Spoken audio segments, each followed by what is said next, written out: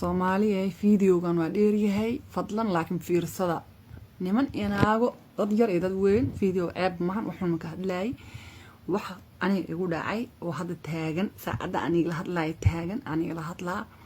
marka fadlan fiidiyowgan share gareeyaan like saarin hada arabtiin xuratiin like share gareeya dad badan sida fikradooda u arko commentiga kor iyo hoos ba caayli soo qoraysiin wax kale ma soo qoraysiin Soomaaliya inna isla soconay ninka marka wuxuu u dhashay dadka Soomaali caawiya calanka gaduudka leh markuu fiirsada fiidiyoyaasheeda inaan gabka dhahaa rabaa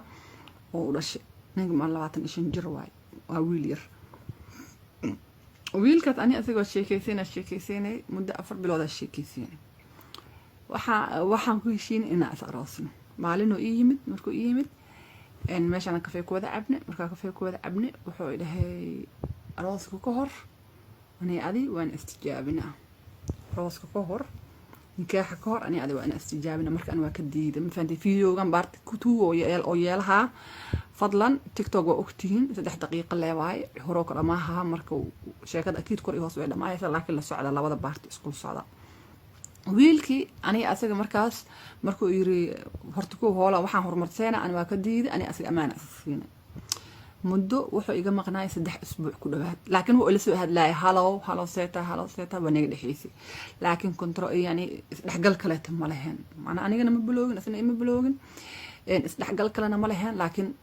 soo joogo ugu soo wareer gooyahay halo seeta maxaa sameeyay oo iska anigana saas oo kale hay fiican alxamdulillah iska hay wiilkii wuxuu bartay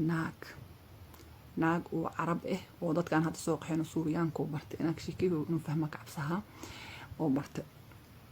markaas markuu bartay naagta naag xanuunsan ee naagta jiradii halista ahayd ay qabtay ma fahanteen marka anigoo TikTok iska marka uu igu soo naqday asii iidiyo isku soo dhaceen way isku soo baloogeen way igu soo naqday seetaan fiican gadaashiin ma bartay aan marka been iska hagshay nina bartay aanina la sheekaystaan iska ahay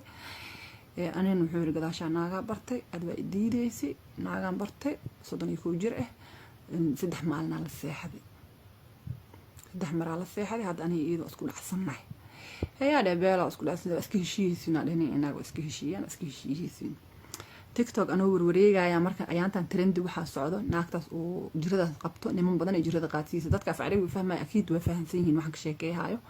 magaalo meeshan wadankan gobolkan aan deganahay waliba kamid ah ee ka dhacay qisada niman 42 nin ah ee jirada qaadsiisa naagta oo laakiin cadaan u badan carabtooda iyo qaxootigan isku jiraan marka anigoo TikTok isku wareegaya fiidiyoyaasha trendiga ah ina arkay oo u sheer gareeyay waxa maadaama oo ilaahay naag noocaas la seexad oo naag jiray wareejis la dhaho